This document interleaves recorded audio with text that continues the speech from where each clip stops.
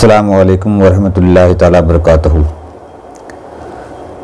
मैं हूँ मोहम्मद यूसुफ रज़ा निज़ामी अशरफ़ी और आप तमाम हज़रात रूहानी ग्रुप चैनल को मुलाहिज़ा फरमा रहे हैं। नाज़रीन कराम, आज मैं आप लोगों के लिए एक अमल और एक नक्श लेकर के आया हूँ। हालांकि जिस अमल को मैं बता रहा हूँ आप लोगों को, काफ़ी लोग इस अमल के लिए और इस काम की गरज से मेरे पास भी आते हैं लोग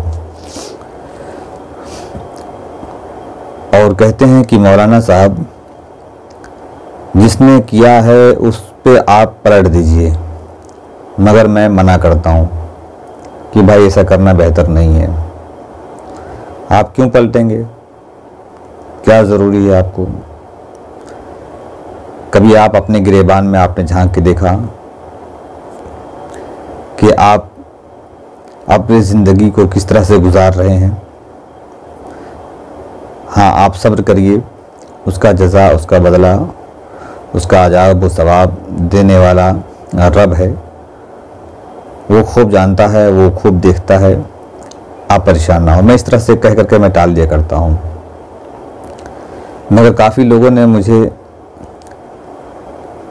कहा और कई लोगों ने सवाल किया कि मौलाना साहब, इसके ऊपर कोई एक वीडियो बनाइए या बताइए और इसको जो है आप पोस्ट करें, अपलोड करें।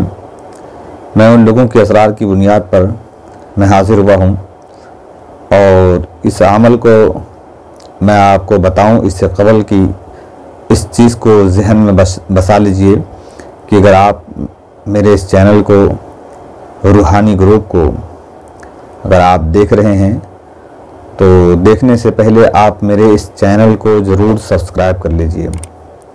क्यों इसलिए कहता हूं कि आप करेंगे तो जो भी चीज़ें मैं आपको बताने की कोशिश करूंगा वो आप तक वो मेरी बात पहुंच जाया करेगी और आप मेरी इस वीडियो को खूब आराम से आप देख सकते हैं। तो चलिए मैं शुरू करता हूँ। ए अशरफ ज़माना ज़माने मददुनमा, दरहाए बस्तराज कलीद करम कुशा,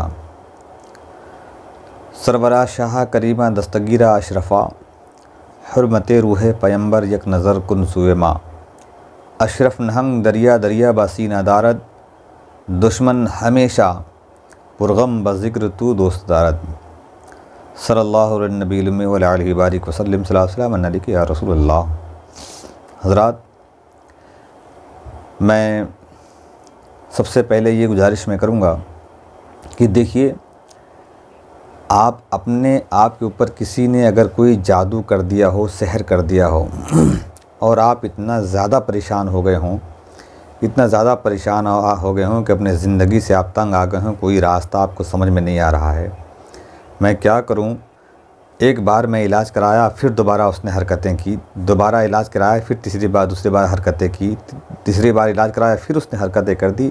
आप परेशान हो गए हैं तो आपको अब परेशान होने की ज़रूरत नहीं है। जहाँ तक हो सके आप इसको पलटने की कोशिश ना किया करें।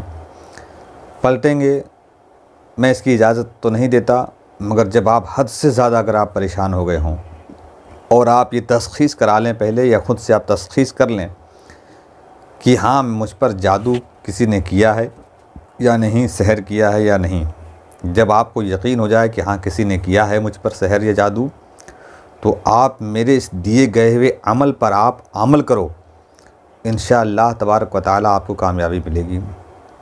मगर शर्त ये है कि इस अमल को करने से पहले आप सैयदना सरकार मखदूम पाक की बारगाह में कुछ नज़र करें, कुछ पढ़ कर के आप इसाले सवाब करें और वो शिरनी बच्चों में तकसीम कर दें।